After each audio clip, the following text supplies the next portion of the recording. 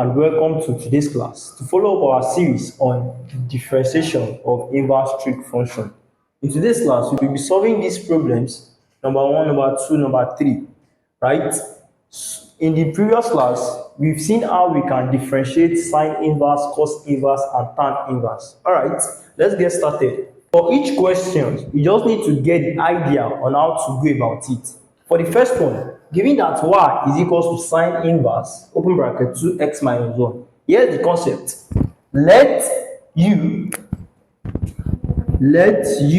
equals to 2x minus 1, right?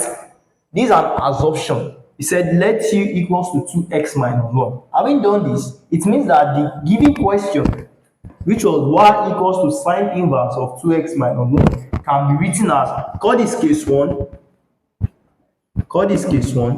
then case 2. Since you've said let u to be this, meaning the initial question can be written as y equals to sine inverse of u. Alright, now I'm dealing with case 1 and I'm dealing with case 2. In case 1, of course, I'm going to differentiate. Likewise in case 2. Alright, how do we go about this? Here's the concept. From here, if u is equals to 2x minus 1, the derivative becomes du over the x. Then by the time you differentiate, this becomes 2. Don't forget your idea of differentiation. Given a function y equals to ax raised to the power of n, that is, y is a function of x, the derivative, meaning dy dx, becomes n. We multiply a, right? Then 1 will be subtracted from n, meaning that the derivative dy over dx becomes n times a, open bracket, x raised to the power of n minus 1. This is the general formula when it comes to differentiation. That's the idea we implemented here. In differentiation, any number such as 1, 2, 3, 4, 5, and the likes will be considered as 0 if y is equals to 2x raised to the 2x minus 1. You see the same thing as writing 2x raised to the power of 1 minus 1.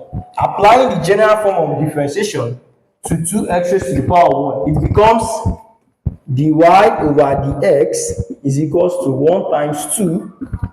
Doing comparison, the 1 there, the n here is 1 over there, right? A here is 2 there. That's what we did. 1 times 2. That's your first task. Then the second one is x raised to the power of 1 minus 1, right? The question is, where is 1 coming from? Have it in mind that when it comes to differentiation, you always subtract 1 from the power, and that's it. I said earlier that numbers such as 1, 2, 3, 4, and the likes are considered 0, meaning minus, this minus here, this is it. Then 1, of course, 0, right? So therefore, your dy over dx becomes 2x raised to the power of 0. Any number raised to the power of 0 is what? 1, meaning 2 times 1, you simply have 2. That's how we got 2 here, dy dx to be 2. Alright, that's for case 1. For case 2, given that y is equals to sine inverse of u, recall your derivative of sine inverse. Given that y is equals to sine inverse of x, dy over dx becomes 1 divided by square root of 1 minus x squared. Similarly, given that from case 2, given that y is equals to sine inverse of u, the derivative becomes dy over du is equals to 1 divided by square root of 1 minus u squared. Then you are done. From case 1, we got this, right? We got this. From case 2, we got this. Then the idea of chain rule is that dy over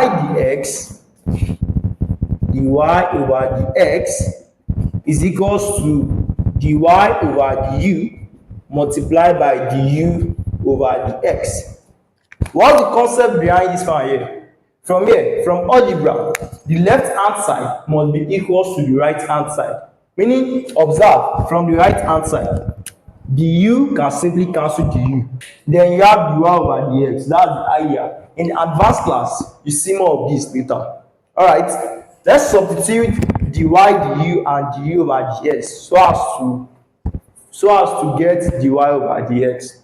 We've calculated the u dx to be 2, right? So therefore, you have 2 multiplied by dy dx, dy du, 1 divided by square root of 1 minus u squared.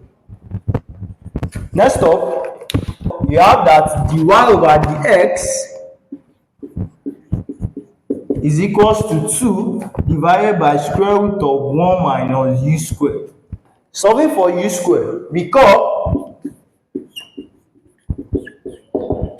we said from case 1, let u equals to 2x minus 1.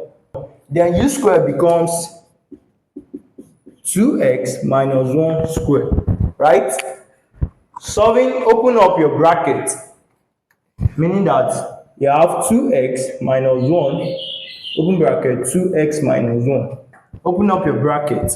You then have that 2x, open bracket, 2x minus 1, negative 1, open bracket, 2x minus 1. Let's get this done. What do you have? This times this. This gives us 4x squared. This multiplied by this, minus 2x. This multiplied by this, you have minus 2x. Then this is plus 1. Alright, from here, you have 4x squared minus 4x plus 1. So therefore, u squared is equals to 4x squared minus 4x plus 1. We've gotten the expression for u squared, right? Let's substitute u squared into dy dx. Then call this equation 1. Then from equation 1, dy over dx becomes 2 divided by square root of 1 minus our u squared. We've got u squared to be this. We have open bracket 4x squared minus 4x plus 1. Obviously, from here, I'm going to open my bracket, right? Let's solve for this. Let's solve for the expression inside the square root. Meaning, I'm solving for 1 minus, open bracket, 4x squared minus 4x plus 1. Let's do this to avoid repetition.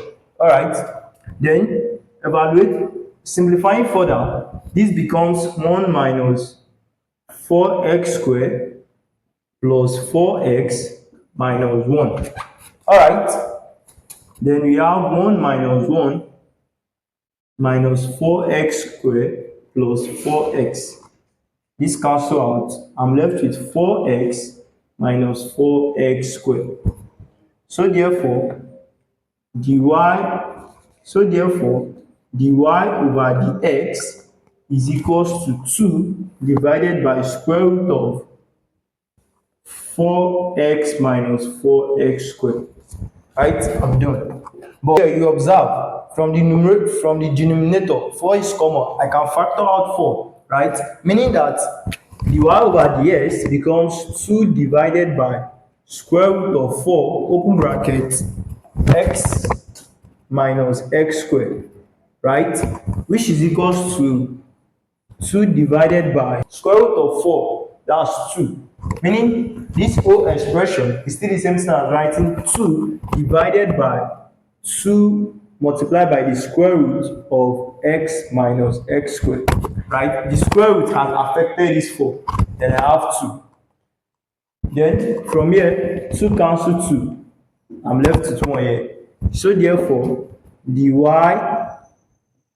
over dx is equals to 1 divided by square root of x minus x squared. Then this comes to the end of this question. This is how you solve question involving sine inverse, right? In the next example, we solve the other 2 questions, which involves tan inverse and cos inverse. See you in the next class.